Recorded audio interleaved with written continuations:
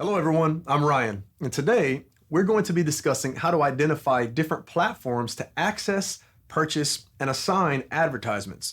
Like all of us, digital ads work best when they have a good work environment. But despite what some people think, digital ads can't read our minds. They don't know what their purpose is or where they should go to be most effective in reaching their intended audience. That's why you'll have to act like a good detective to ID potential platforms to access, purchase, and assign digital ads in their various forms. And no, it's not always the usual suspects. Consider the following.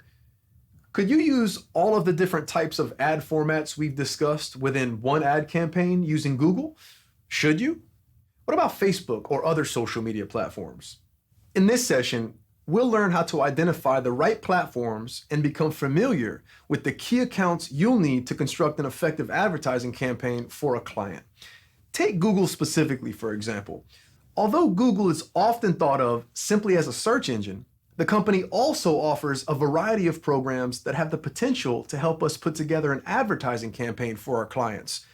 Google has a specific service called Google Ads that allows digital marketers to bid to have their advertisement appear at the top of the results page of a Google search.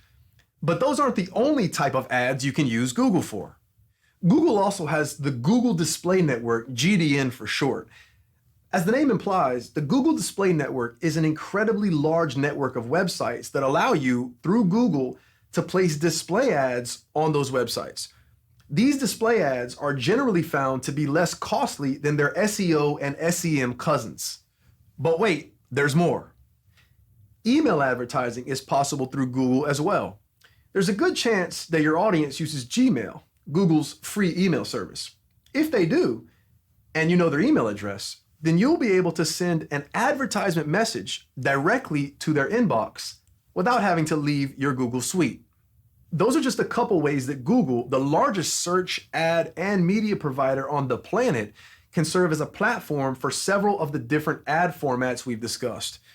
But Google is only one of many platforms that can prove vital to getting your ads to your audience. There are several others like YouTube. Behind Google, YouTube is the second largest search engine on the internet, but Google does own it, so you might be tempted to see it as an extension of Google. However, YouTube's specialization in video content sets it apart. Then there's Facebook.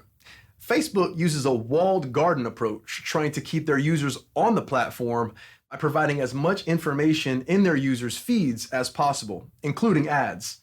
Twitter is a great option to use a short message to try to direct users to larger messages on different platforms, either with a call to action or the click of a link.